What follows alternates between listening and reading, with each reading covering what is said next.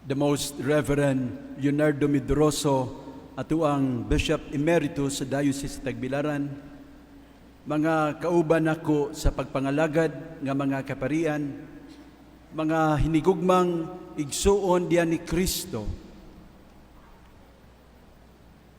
Adlaw kadto nga Huwebes Santo, ug daghan kaayo ang mga tawo nga nangumpisal, napuno ang simbahan.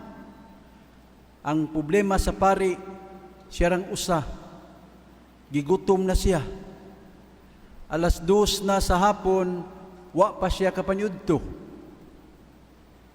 Abi ninyo, ang pari, nakahuna-huna siya. Migawa siya sa kumpisalan, miadto sa microphone. Unya iyang gi-announce, tungod sa inyong kadaghan, ang atong buhaton ingon ani, unahon nato pagpakumpisal ang mga dagko ug sala. Nahalakad to mga dagko ug sala, linya mo dire, linya. Abi ninyo, way usa nga milinya, nanguli ang tanan. Nakapaniud to ang pari. Mga igsuon, nakalipay nako og dako ang taho sa ato mga kaparian. Daghan kaayo ang nangumpisan. Ang atong Cathedral Fathers kagabi 2:00 sa kadlaw na nahuman og pakumpisal. Ug ingon ani ang sitwasyon sugod pa ni adtong adlaw nga Lunes Santo. Gani karong adlaw tibuok buntag ug hangtod karong hapon diha gihapoy nakapila nga mangumpisan. Salamat Cathedral Fathers ug mga SVD Fathers ug ubang pa mga pari nga mitabang sa pagpakumpisal. Ug ato ning dakong kalipay nga ang atong mga kaigsuonan mibati pa sa ilang dakong panginahanglan sa kaluoy ug pasaylo sa Ginoo. Ako lang buot ipahimangno sa tanan nga dili kinahanglan magpaabot kita og Semana Santa aron mo kumpisan. Kung mabati nato ang panginahanglan ug kapasayloan, adunay mga pari nga pwede nato duolon ug hangyoon nga maminaw sa atong confession. Ug dinhi gani sa atong cathedral naa may schedule for confessions. Padayon ta mga igsuon sa atong pagpaningkamot nga magpuyo ug matarong nga kinabuhi. Ug padayon ta sa ugot nato nga pagtuo sa dako nga kaluoy ug pasaylo sa Ginoo. Mangutan ko ninyo, unsa man ang pinakaunang milagro nga gihimo ni Jesus sa iyang ministeryo publiko? Nasayod mo? Ang tubag atong mabasa sa Ebanghelyo ni San Juan, chapter 2, verses 11 to 12. Ang nahitabo didto sa Kana, sa usa ka kumbira sa kasal, gihimo ni Kristo ang tubig nga bino. Unya ang maong bino naghatag og kalipay sa mga tao. That was his first miracle. Unsa man ang katapusang milagro nga gibuhat ni Jesus sa wala pa siya mamatay sa krus. I don't know if you notice it, pero ang maong milagro aduna gihapoy bino. Sa katapusang panihapon, ang bino gihimo niyang iyang dugo nga maoy maghatag og kinabuhi sa mga tao. Jesus turned water into wine and brought joy to the people. He transformed wine into his blood and brought life to the world. Kalipay o kinabuhi, kini ang gusto sa Ginoo para sa mga tao. Ato ning pamalandungan, tungod kay aduna rabay kalipay nga makapatay, dili maghatag og kinabuhi. Pananglitan, ang pagpatuyang og inom sa ilimnon nga makahubog. Ikalipay mana sa mga parainom. Pero ang maong kalipay makadaot sa lawas o makapatay. Ang pagpangabit makalipay sa nangabit o sa kabit. Pero makapatay sa gugma sa magtiayon o sa kalinaw sa panimalay. Matud pa sa usa ka hugot, ang gugma kuno sa managtiayon murag ngipon, madaot sa kabitis. Kabitis. Ang pagpanugal makalipay sa mga sugarol, pero makapatay sa panudlanan sa daghang pamilya.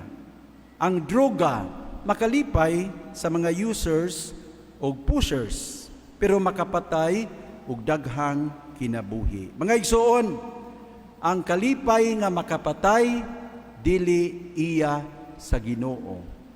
Mini nga kalipay og dili mulahutay. Nining gabi sa Huwebes Santo, gipahinumduman ta sa duha ka butang nga nagagikan sa Ginoo og siguradong maghatag nato og kalipay. Dili lang kalipay, kundi kalipay og kinabuhi. Unsa man kini? Ang una, mao ang pag-inalagaray. Si Jesus naghugas sa mga tiil sa mga apostoles. Nagpaubos siya sa iyang kaugalingon ug nagpakasulugoon. Unya mingon siya, kung ako nga inyong Ginoo ug magtutudlo, naghugas sa inyong mga tiil, pag hinugasay usab kamo sa inyong mga tiil. John 13 verses 14 and 15. Jesus here is inspiring us to serve one another out of love. Kung ato ning sundon ug buhaton, unsa may mahitabo kanato? Sigurado, ang kalipay maghari sa atong kinabuhi, diya sa pamilya o sa bagang katilingban. Kung ang mga tao magmapahitason ug dili mga lagad, daghan ang magantos ug dili ta magmalipayon.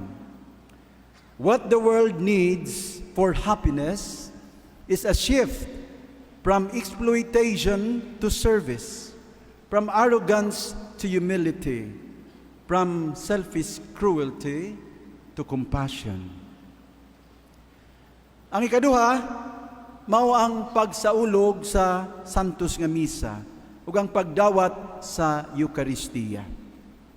Sa gabi nga siya gibudhian, si Jesus mikuha og pan ug kalis nga adunay bino.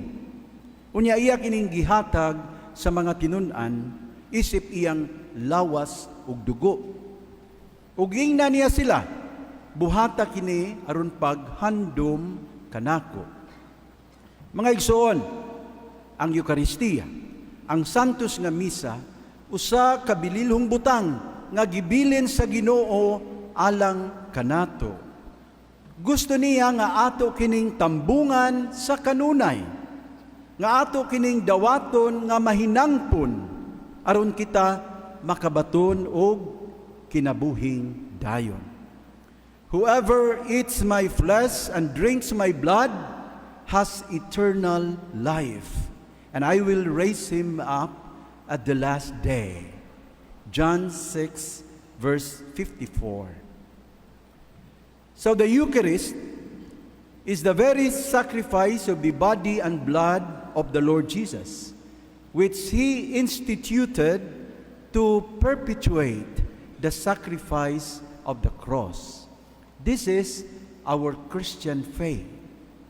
Sa pagtambong sa santos nga misa o pagdawat ni Jesus diya sa Eucharistia, kita mapadayunon nga midawat sa grasya sa kaluwasan nga nagagikan sa sakripisyo ni Kristo. Hinaot mga igsuon, nga kining maong kamatuoran makadasig kanatong tanan sa pagmakanunayon sa pagsimba matag Domingo, kundili manggani matag adlaw sa atong kinabuhi. So, gusto ba nato malipay sa tinud-anay? Gusto ba nato nga mabuhi sa hangtod? Kung gusto ta, mga lagad ta ug musimba kanunay. Kinahanglan ha, mag-uban kining duha, mga lagad ug musimba. Dili mahimo nga atong bulagon, dili mahimo nga musimba lang ta, unya dili mga lagad. Dili sa maayo nga mga lagad lang ta ug dili musimba. Nganuman, ang pagpangalagad mao na siya'y maghatag nato og kadasig sa pagsimba. If we don't serve, we find the Mass meaningless. Pero kung mga lagad ta sinuuray, pagkanindot nga musimba kanunay. Tungod kay ang simba usa ka sakripisyo sa Ginoo. Sa pagpangalagad kita nagsakripisyo og nakahimo sa buhat nga iya sa Dios. Di maayo nga mga lagad raw way simba-simba nganuman tungod kay ang pagsimba maoy maggiya kanato sa pagpangalagad nga tinud-anay. We can do service for selfish reasons. But when we go to Mass, we are always reminded and inspired to do our service out of love, like that of Christ.